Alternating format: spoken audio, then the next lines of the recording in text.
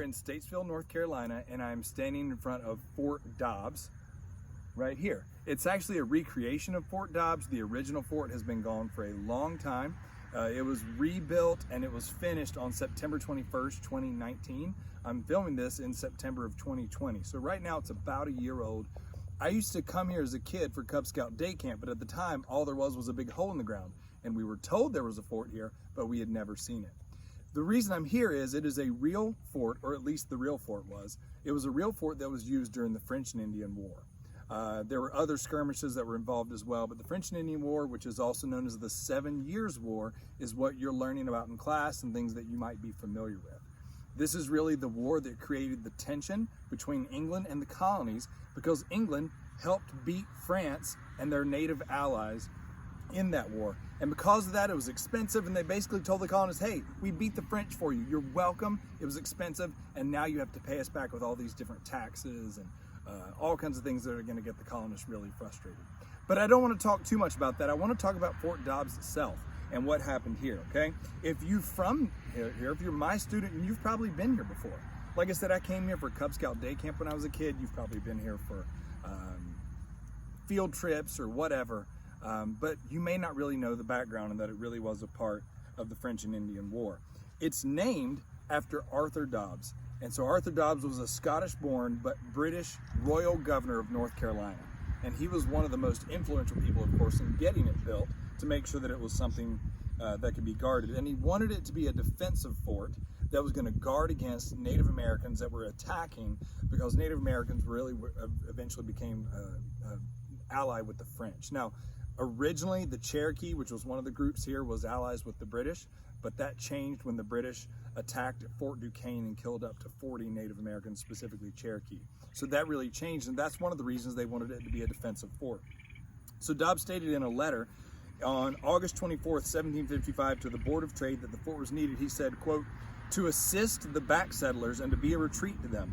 And if I had placed Waddell's garrison beyond the settlements without a fortification, they might be exposed and be no retreat for the settlers, and the Indians might pass them and murder the inhabitants." Hugh Waddell, who was an Irish-born military officer during the French and Indian War, he's actually the one that Dobbs just mentioned there, he also requested it. So in 1756, the North Carolina General Assembly petitioned King George II for assistance, stating that the frontier remained in a relatively defenseless state. Out here is very much a frontier. This is Iredell County now. At the time, it was the western part of Rowan County, and people felt very defenseless against any attack. So they wanted this to be a real frontier fort for them. He said in 1756, "I have given orders to make you or any two of you a commission as often as necessary to go and make complaints to the chief Sachems and the Cherokee and Catawba nations when any murders, robberies, or depredations are made by any of their people upon the English, and to know whether it is done by their orders or allowance, and if not, to give up the delinquents if known." The total cost to build it was about £1,000. Now that may not really mean anything to you right now, but by comparison, Fort Stanwix, which is in New York, began in 1758. It was very modern. It cost £60,000. So you can look, it's a simple fort. There's not a lot to it, and it was made to be simple for them. It was just defense in the frontier. Through 1759 and 1760, let me back up here. After construction was completed, Fort Dobbs was the only military installation on the colonial frontier between Virginia and South Carolina. There was no other colonial military installment during this time period. So throughout 1759 and 1760, small Cherokee bands attacked homesteads and communities on the frontier, oftentimes taking scalps from the British settlers. In raids on April 25th and 26th, 1759, several parties of Cherokee killed around 19 men, women, and children, and took more than 10 scalps from those killed, including 8 scalps from settlers living on Fourth Creek, which is just a few minutes away from here by drive. While this was going on, actually members of Daniel Boone's family took shelter here. Now, Daniel Boone himself was not here at the time. He was in Virginia, but his family did take shelter here for some of that time. That's been kind of a personal connection for me. Daniel Boone is my 8th great uncle. I am directly descended from his brother Israel. And so this is an area where some of his family settled at some time and really stayed here for a long time. Full-blown war broke out across the Carolina frontier by January 1760. Between January and February, more than 77 settlers on the Carolina frontier were killed by Cherokee war parties. Many of the Cherokee captives, they were often captive as well, were held at Fort Prince, and George were massacred in mid-February 1760 after an attempt was made to rescue them. So Fort Dobbs really only had one real battle, at least during the French and Indian War, or the 7 Years' War, depending on how you're learning. And it was February 27, 1760. It was a defensive battle against a group of Cherokees who attacked at night. Again, the Cherokees started out as allies until the British attacked them at Fort Duquesne. So during that battle, about 10 or 13 warriors died, and 1 or 2 provincial soldiers were wounded while 1 young boy was killed. So it really did not work out well for the Native American population. And if you're learning about the French and Indian War, you know this war in general really harmed the native groups. They lost their most significant allies. They lost significant land. It really was detrimental to their population. Waddell, one of the ones who wanted this fort built, he said himself, "For several days I observed that a small party of Indians were constantly about the fort. I sent out several small parties after them to no purpose. The evening before last, between 8 and 9 o'clock, I found by the dogs making an uncommon noise. There must be a party nigh a spring where we sometimes use. As my garrison is but small, and I was apprehensive it might be a scheme to draw out the garrison, I took out Captain Bailey, who with myself and party made up 10. We had not marched 300 yards from the fort when we were attacked by at least 60 or 70 Indians.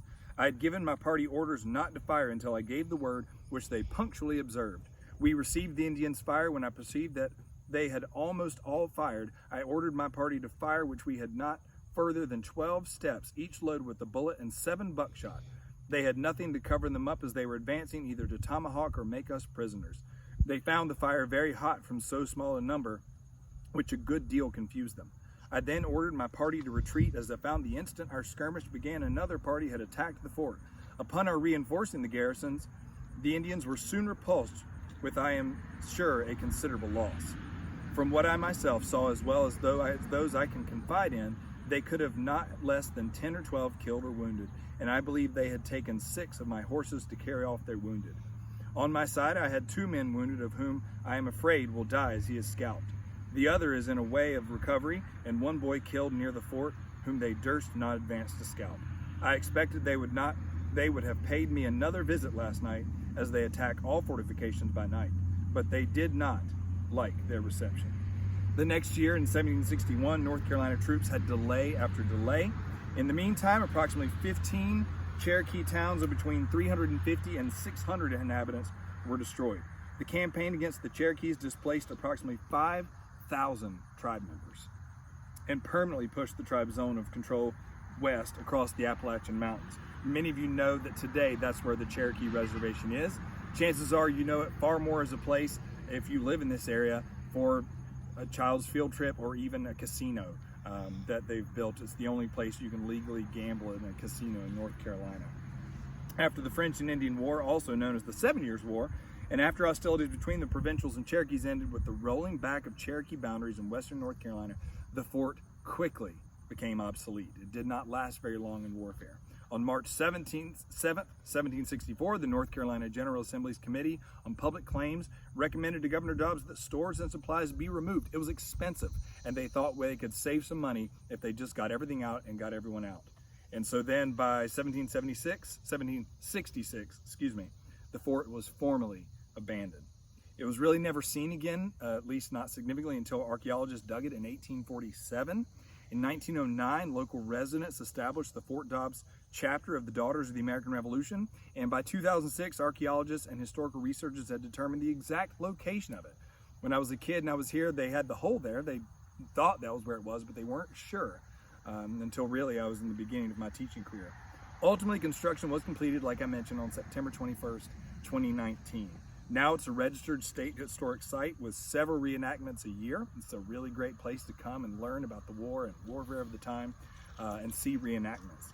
For entirely different reasons, of course, it's also really, more than anything, by the local population, known as probably the nicest place to build a house in Statesville. There are a lot of really nice homes in this area, and it's become a top popular tourist trap.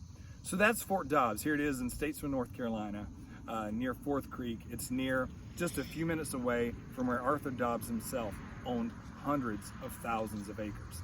and it's a really important part of history, at least in my local town, even if it's not known for great war or a lot of warfare in other parts of the country. I hope you've enjoyed this video, and I hope it helps to add a little bit more to what you know about that war. Thanks for listening.